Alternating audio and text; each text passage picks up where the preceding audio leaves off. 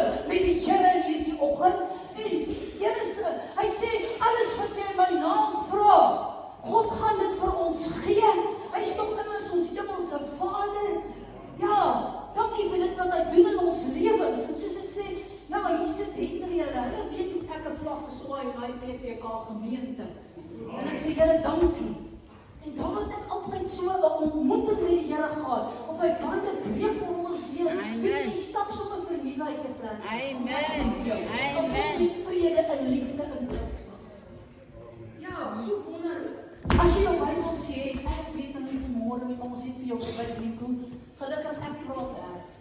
Ja, kom blaai saam met my Matteus 6. Ek wil in die besonder praat vanoggend met jou oor 'n verhouding met God. 6:33. As jy Matteus 6:33 kan oopmaak vir my, maar soek eers die koninkryk van God en sy geregtigheid, en al hierdie ander dinge gaan vir jou bygevoeg word. Kan ek 'n amen kry? Amen. Ja, ek hou van daai woord.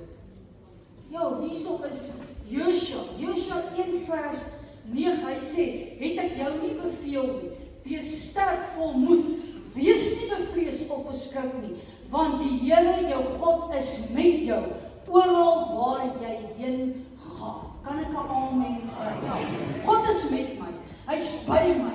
Wat maak die verskil in my lewe?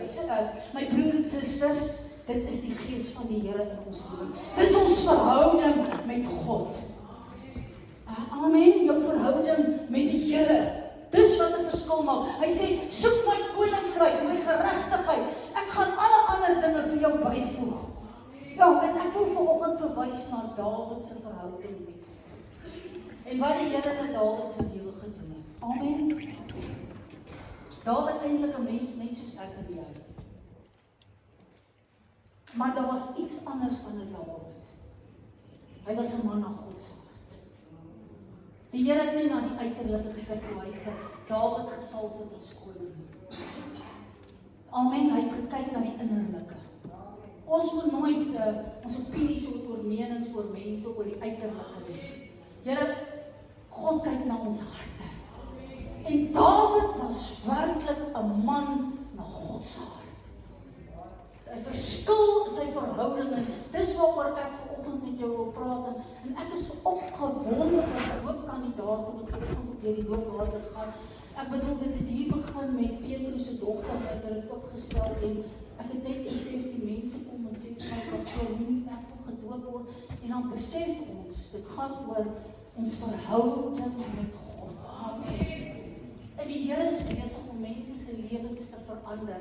En dis op die einde die belangrikste. Ons is 'n voorbereidingstyd hier op aarde, genade tyd, oorwinnende lewe op aarde, maar daar wag ook vir ons 'n ewige heerlikheid. Amen. Die hele Bybel, as jy hierdie Bybel vat, dan gaan dit oor ons verhouding met God. Mense se verhouding met God. Is daar nou een ding wat die Here soek, is dit mense 'n verhouding met hom. Hy begeer daai verhouding en ek gaan vir jou sê as jy daai eerste treetjie soms gee, dan maak die Here deur sy gees bemoeienis met mense. Amen. Dis om daai eerste treetjie soms te kan gee en te sê Here, hier's ek en daai volle oorgawe te maak. Ek wil jou aanmoedig, werk aan jou verhouding met God. Johannes 15:4, hy kom en sê, bly in my soos ek in julle. Net soos die loot geen vrug kan dra van homself as dit nie in hierdie wynstok bly nie. So ook nie julle as julle nie in my bly nie. Amen. Duidelik kom die woord vanoggend. Johannes 15:4, hy sê, bly in my. Maak nie saak wat op ons pad kom. Bly in Jesus. Jou verhouding met die Here in hierdie dae is so belangrik. Dit gaan vir ons deurvat. Ja, 1 Johannes 4:9, kyk wat sê die woord, hierin is die liefde van God tot ons geopenbaar, dat God sy eniggebore seun in hierdie wêreld gestuur het, sodat ons deur hom kan lewe. Amen. Lewe is in Jesus te verkry. Hy is die bron van lewe. So ek weet nie waarvoor jy vanoggend hier sit nie, maar ek glo en ek vertrou die Here elke dag. Ek het 'n behoefte. En ek stap op 'n geloof en 'n vertroue pad met die Here. En dit gaan vir my oor my verhouding met die Here. Amen. My tyd wat ek met die Here spandeer, my gebedstyd wat ek met God spandeer, my tyd wat ek inklim en hierdie brood van die lewe eet in Jesus naam. Amen. Dat ek werklik dit sit en lees en erns mee met my verhouding met God. Dis waaroor dit gaan, my broer en suster, want lewe is in hom te verkry. Dawid, nadat Dawid gesalf is, het die gees van die Here van hom besit geneem. Ons ken daai gedeelte, die gees vaardig geraak het oor hom. Die teenoorgestelde was egter waar van Saul. Hy het sy koningskap verloor, sê die woord, en daar het 'n bose gees het besit geneem van 'n Saul. Dawid is in diens geneem deur 'n Saul. Dis hoe God gewerk het om wat te doen, my broer en suster, om 'n harp te speel. Want as hy net die harp gespeel het, dan het asof daar 'n kalmte en 'n vrede oor Saul gekom het. So hy het hom gebruik om verligting te bring, soms in sy lewe. Hy het hom in diens geneem en hy het die harp gespeel. En ja, Dawid het spoedig Saul se guns gewen en die woord sê dat hy sy wapendraer geword het. Hy het hom in diens geneem, werklik guns van die Here. 1 Samuel 17 lees ons natuurlik Dawid se grootste oorwinning oor die reus Goliat, my broer en suster. En ek gaan daar klein lê oor sekere gedeeltes om vir jou te sê ons geloof en ons vertroue in die Here.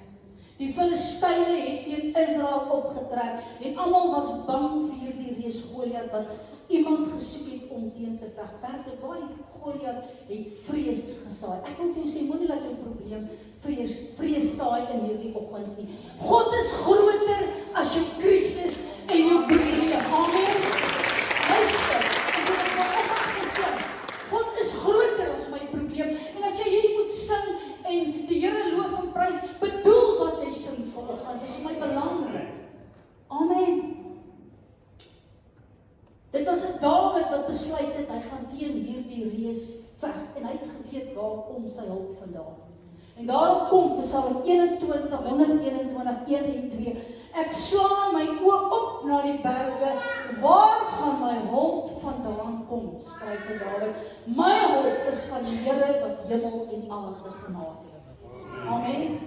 Waar gaan jou hulp vandaan kom, my broer en suster? Jou hulp is van die Here wat hemel en aarde gemaak het. Amen. Ek weet nie, maar jy kan soms in 'n oggend opstaan, dan kan daar iets fout wees in jou liggaam. En dit help nie, jy raak moeg en jy raak moedeloos en jy spreek vir jouself uit nie. My broer en suster, dis waar jy met God begin vasgryp en te sê, my hulp kom van U af wat hemel en aarde gemaak het. Amen. Amen. Is jy geanker in die rots, Jesus Christus? Het jy 'n sterk verhouding met hom? Amen. Baie belangrik jou verhouding met God. Want wat het Dawid deurgetrek het, luister mooi, is sy verhouding met die Here. Sy verhouding. Dit was sy geloof in die Here, sy vertroue in die Here. 1 Samuel 17 vers 37. Die Here wat my gered het uit die klou van die leeu, uit die klou van die beer, hy gaan my red uit die hand van die Filistyn. Hy het besef wat God vir hom gedoen het. En Here, U gaan my hierdie keer help teen hierdie reus. As jy terugkyk oor jou gisters, hoeveel goed het die Here nie vir jou gedoen nie? Versterk dit nie jou geloof om te sê, Here, hierdie toets gaan ek maklik slaag. Ek gaan staan op 'n woord en 'n belofte en ek gaan U vertrou in Jesus naam. Amen. Ons gaan deur hierdie toetse op aarde. Ons is nie gevrywaar van gelooftoetse nie. Dis wat jy daarmee maak. Versterk ons geloof in die Here, ons verhouding met die Here in Jesus naam. En dan in die vers 45 kom Dawid wat hy sê, jy kom na my toe met 'n swaard, met 'n spies, met 'n lans, maar ek kom na jou in die naam van die Here van die leerskare. En hy behaal die grootste oorwinning met slegs 5 klippies en 'n slingervel. Amen. Kan ons die Here eer gee? Amen.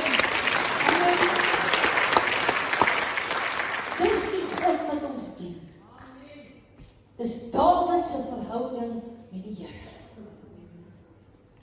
Ek moedig jou aan, werk aan jou verhouding met die Here. Lees jou Bybel, gebedstyd, daagliks met die Here, dit is so belangrik, dis wat ons deurvat. En hier is nog 'n voorbeeld vir my, 1 Samuel 18:5. Dawid, dat oral waar Saul Dawid gestuur het, was Dawid voorspoedig, want hy was sy wapendraer en Saul begin het Dawid uitstuur. En die woord sê, Saul het jaloers geword op Dawid, omdat baie vroue 'n lied gesing het, waarin Dawid groter lof as 'n Saul ontvang het. Die vroue het gesê, Saul het duisende verslaan, maar Dawid sy 10.000. En dit was 'n totale bedreiging vir Saul. Hy was nie daarmee gelukkig nie, want waar het Dawid se sukses gelê, my broer en suster? Sy verhouding met God. Die gees van die Here. Ons werk ons laat ons die gees van die Here toe in ons lewens. Amen. En terwyl Dawid hierdie harp gespeel het hy hom weer probeer met 'n spies gooi. Dawid het betyds uit die pad gespring en telke male, sê die woord, hoe is 'n Dawid beskerm? Hoe is die Here hom gehelp? Hoe die Here hom gelei? Amen. Sy verhouding met God. Dawid het egter al hoe meer 'n bedreiging ingehou vir Saul en wou hom uit die weg uitruim, sê die woord. Saul het te hore gekom dat sy dogter Mikal op 'n Dawid verlief was en wat doen Saul? Hy kom en hy sê vir Dawid, jy moet 100 Filistyne gaan doodmaak. En wat doen Dawid? Hy aanvaar hierdie uitdaging en hy doen dit. En op die einde van die dag trou hy met Mikal. Dit was weer 'n stryk om van 'n Dawid ontslae te raak. Hy het die uitdaging aanvaar, hy het die Filistyne verslaan en Dawid het Saul se skoonseun geword. En as skoonseun van hierdie koning het Dawid verseker sy aanspraak op die troon versterk. En Dawid het al hoe meer sukses op die slagveld behaal. Amen. Want hy kom nou al hoe nader aan hierdie troon om hierdie troon oor te vat. Nou is hy al die skoonseun van Saul. Want hy het met hierdie dogter van Saul getrou en al hoe meer hoe Saul probeer om vir hom 'n stryk te stel, al hoe meer raak 'n Dawid voorspoedig. Want wat het hom deurgetrek is God. Hy het hom gelei, hy het hom beskerm, hy het hom gehelp. Amen. Ons lees in 1 Samuel 18:14 tot 16. En Dawid was voorspoedig in al sy weë, want die Here was met hom. Toe Saul sien dat hy voorspoedig was, het hy baie bang vir hom geword, want die hele Juda en Israel het Dawid lief gehad en voor hom uit en ingegaan, sê die woord. By 'n geleentheid toe Dawid weer in 'n veldslag teen die Filistyne gewen het, het Saul weer probeer om hom dood te maak deur hom 'n spies te gooi terwyl hy die harp speel, en weer het hy ontkom en hierdie keer vlug hy uit die huis uit, sê die woord. Die dogter Mikal het Dawid gewaarsku en ons weet hoe sy hom gehelp het deur die venster en buite die stadsmuur laat afsak. Amen. Was mense wat die Here elke keer gebruik het om met Dawid te waarsku. En hy ontvlug van Saul. Saul het hom werklik agtervolg, bedreig gevoel. Saul, wat nie meer die gees van die Here gehad het, 'n bose gees het van hom besit geneem. Sy koningskap is van hom weggeneem. En hy sien Dawid absoluut as 'n bedreiging. En dan kom Dawid in Rama. My broer en suster, wat 'n wonderlike gedeelte. Ek wil jou aanmoedig om hierdie gedeelte oor Dawid te gaan lees en bestudeer. Hy kom in Rama by Samuel. En die Here werk op 'n wonderbaarlike manier. Want Saul gaan uit en hy stuur boodskappers uit. En hy sê, gaan vang vir Dawid, want ek ben agtergekom, Dawid het nog ontvlug. En dan lees ons in 1 Samuel 19 vers 20. Maar toe hulle die skare profete sien profeteer met 'n Samuel as leier aan hulle hoof, het die gees van God oor hierdie boodskappers van Saul gekom, sodat hulle ook geprofeteer het. Hulle begin saam profeteer, Samuel profeteer, van hierdie boodskappers wat Saul stuur, 50 begin profeteer. Wat doen 'n Saul? Hy stuur weer 50 boodskappers. Wat gebeur, sê die woord? Weer profeteer hulle.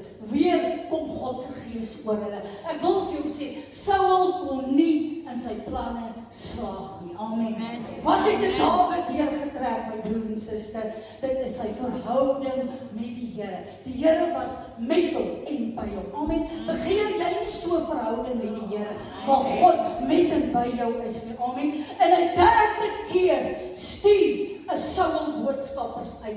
En weer 'n keer profeteer hulle soos die gees van die Here oor hulle kom. En Saul besluit self, hy gaan. En op die einde van die dag profeteer hy saam. Amen. Dis die God wat ons dien. Amen.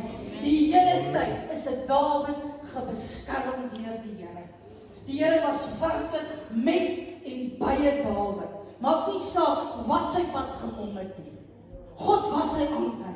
Die Here was sy rotsvesting. Hy was sy hoop. Hy was sy begin, sy einde. Is Jesus die middelpunt van jou lewe? Is Jesus alles in jou lewe? Amen. Ek wil jou aanmoedig in hierdie oggend.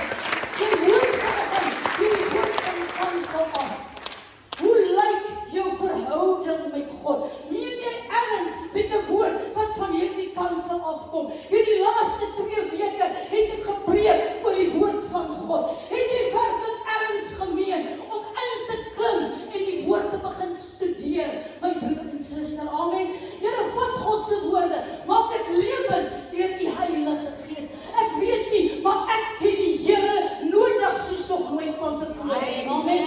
Laasweek het ek gepraat oor 'n gebedslewe met jou. Amen. God is groter as jou krisis en jou probleme, maar dit verg iets van jou. Dit verg 'n verhouding met God. Dit verg om iets eenkant te sit en te sê, ek gaan bietjie 'n tyd met God spandeer in Jesus naam. Amen. Ek bedoel, dis soms 'n ratreis, ekskuus vir die woord buite, maar my fokus moet my verhouding met God wees. Amen. Daar kom aanslag, daar kom negatiewe goed ons kant. Maar jy moet weet waar jou hulp en jou krag vandaan kom. Ek is tot alles toe in staat deur God van die krag. Amen. Ek word blootgestel aan aanslae, beproewings wat my kant toe kom. Dis absoluut 'n geloof en 'n vertroue pad wat ek saam met die Here stap en wat ek roep tot 'n lewendige God. Amen. En dit is so belangrik, die jeug ook hier op 'n Vrydag aan, om 'n verhouding met God te hê. Luister, ekskuus vir die Engelse woord, daar is nie 'n quick fix nie. Daar is nie wat pastoor Linie soms gou gaan bid vir jou en ja, God kan so werk, maar soms is dit 'n geloof en 'n vertroue pad, 'n seisoen wat jy deurkom, 'n seisoen wat God jou karakter wil vorm in Jesus naam, dat jy later in 'n dieper verhouding met hom kan kom. Hy sê, bekeer jou, laat jou doop en jy gaan die gawe van die Heilige Gees ontvang. Amen. Ja. My broer en suster, dis ons verhouding met God. En dit maak my opgewonde as ek sien dit wat besig is en plaasvind in die gemeente, mense wil hulle laat dood. En ek bedoel, Sondag, ek dink is die 24 is vervulling met die Heilige Gees. Daai Dinsdag aan gaan ons alreeds werklik God vertrou alreeds nou vir vervulling met die Heilige Gees. En ek sê altyd, my broer en suster, vervulling met die Heilige Gees is nie vir my 'n spesifieke tyd nie. God kan jou enige oomblik in jou stilte tyd in hierdie gemeente doop. Laat dit wees volgens jou geloof. Begeer dit, soek dit, lees die boek. Amen. Ja. God kan dit vir ons gee. Ja. In Samuel 22 kom die woord en Dawid het weggegaan en hy het gevlug na die spelonk Adullam, sê die woord, en daar het sy broer, sy hele familie het bymekaar gekom, aangesluit by hom en die getal het gegroei tot so 400, sê die woord. Dis hoe God gewerk het, dis hoe Here Dawid beskerm het. En op 'n oomblik het hy al hierdie 400 mense om hom en sy familie en mense wat saam met hom trek. Dan lees ons in 1 Samuel 23 waar Dawid Keiela moet gaan verlos. Ons lees in vers 2. Toe raadpleeg Dawid die Here en vra, sal ek gaan en daar die Filistyne verslaan? En Dawid sê, en die Here sê vir Dawid, gaan en verslaan die Filistyne en verlos Keiela. Saul het berig gekry dat 'n Dawid daar is en ons weet hoe hy opgetrek soontoe. Amen. Met ander woorde, hy het gereageer op God se stem. Hy het gesien, die Filistyne was daar en in werklikheid God genader, hy het God geraadpleeg. Daar kom sake, daar kom situasies ons kant. En Dawid het werklik na God gevra vir 'n antwoord. Kan ek optrek na hierdie gebied toe? En dan die Here duidelik met hom gepraat. Het jy so 'n verhouding dat God jou kan antwoord en met jou kan praat? 'n nadere, dieper verhouding? Ons lees hoe Dawid so verhouding, ek weet nie, maar begeer om God se stem te hoor. Amen. Amen. Gee ons geopende geestesore, daar is soveel in die Here te verkry. Amen. Dit was hierdie verhouding met 'n Dawid wat 'n verskil gemaak het. Die Here se verhouding met hom. Ons weet, hy trek uit. En die woord gaan verder. 1 Samuel 23 vers 19. Ons weet, hy gaan bly in die woestyn. Na dit, want ek bedoel, Saul het daarvan te hore gekom, nou trek hy weg, hy beweeg uit en hy gaan in hierdie woestyn en in die bergvestings. En hy kom in Moan woestyn, M-A-O-N, woestyn. Die Sifiete het egter Dawid se wegkruipplek aan 'n Saul verklap. In 1 Samuel 23:19, Saul het weer 'n groot leer na 'n Dawid gestuur om hom te vang. Op kritieke oomblikke ontvang Saul 'n berig dat die Filistyne die land binneval en hulle moes die agtervolging staak. Weer beskerm die Here 'n Dawid en word hy gelei deur die Heilige Gees, word hy gelei deur die Here. Amen. Daar in hierdie woestyn. Saul trek op, maar in oomblikke kry Saul berig, die Filistyne val die land in. Wat doen hy? Hy stop die staking en hy keer terug. Die Here was werklik met en by 'n Dawid. En dit moet ons op begeerte en ons verlange ook wees in hierdie dae. 1 Samuel 24 lees ons dat Dawid spaar 'n Saul se lewe. As Saul hoor dat Dawid is in Engedi, het 'n Dawid weer na hom gaan, het hy weer gaan soek. Het 'n Saul weer na hom gaan soek. Hy het egter nie geweet dat 'n Dawid agter in die groot rots skuil nie. Dawid se manne wou hê dat hy hom om die lewe moes bring, want hy elke keer moes hy vlug vir sy lewe. En hier wou Dawid se manne werklik hê, hulle moes Saul se lewe neem. Hy het egter geweier, want hy was 'n gesalfde van die Here en wou nie sake in sy eie hande neem nie. Wat doen 'n Dawid? Hy besluit liewer stilletjies om 'n stuk van 'n Saul se mantel af te sny. En een ding van 'n Dawid wat vir my hier uitstaan. Hy bedoel, hy het alles net in God se hande gegee. Romeine 12:17. Vergeld niemand kwaad vir kwaad nie, maar bedink wat goed is voor alle mense. Een ding van 'n Dawid, hy het nie kwaad met kwaad vergeld nie. Hy het dit werklik goed bedink voor alle mense. En dan vers 21 ook. Laat jou nie deur die kwaad oorwin nie, maar oorwin die kwaad deur die goeie. Ons kan dit sien in 'n Dawid se lewe. Hy het werklik God se woord gevat. Hy het sy eie gemaak, hy het dit toegepas. Ek bedoel, hy het 'n kans, hy het 'n geleentheid gehad om 'n Saul dood te maak en dit sou gestop het. Maar hy het gesê hy is 'n gesalfde van die Here. Dis nie my plek om hom dood te maak nie, my broer en suster.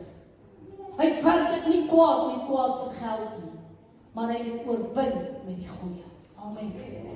Hy het werklik elke keer met God vertrou en hy weet in sy eie lewe hoe God hom vasgehou, hoe die Here hom beskerm het.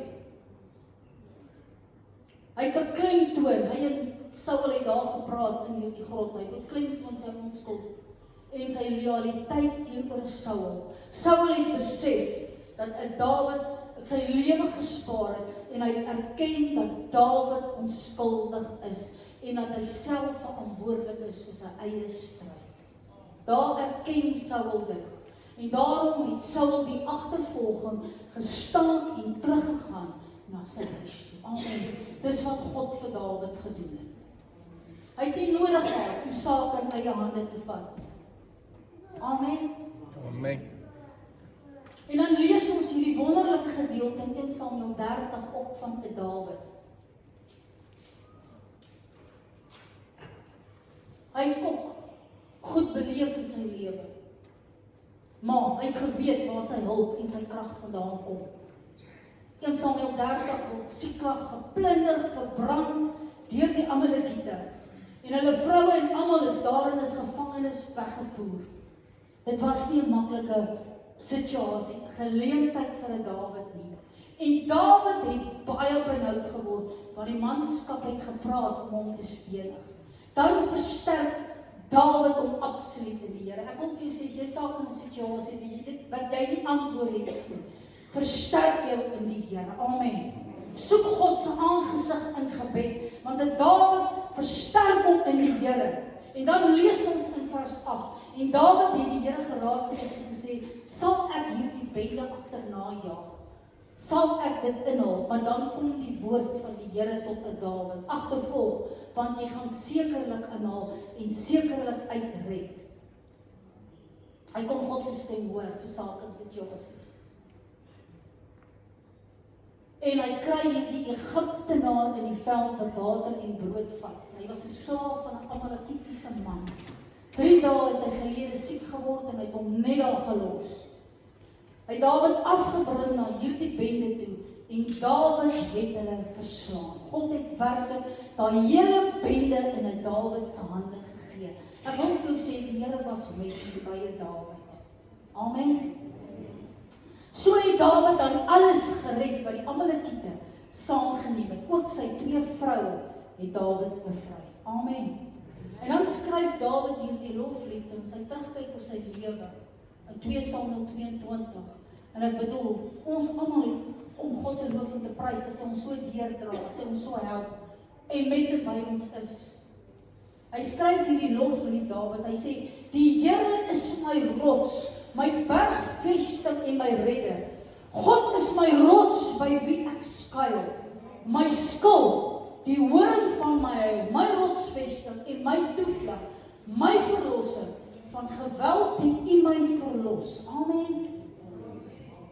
Ja, hy kon daarom die Here prys en loof en dankbaar wees, want die Here kon verlos van sy vyande. Die Here verlos hom van Saul, telke male uitgered, gehelp, beskerm, gelei. As ek vat, hoe die Here vir hom die oorwinning gegee het oor die reus Goliat. Siklag was 'n groot krisis, ek bedoel die manskappe wou hom stenig, maar hy roep tot God, en God gee hom die oorwinning oor daai vyande. Amen. God heers, hy regeer.